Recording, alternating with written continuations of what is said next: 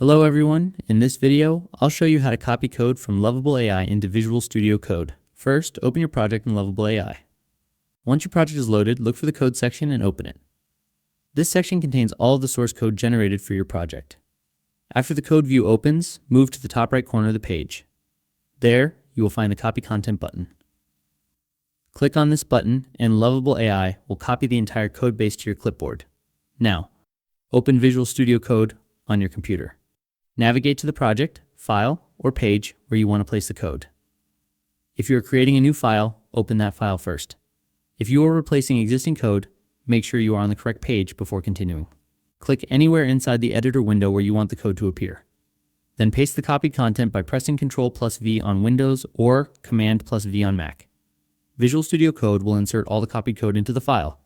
You can now review the code, make changes if needed, and save the file. That's all it takes to copy code from Lovable AI and move it into Visual Studio Code. Thanks for watching.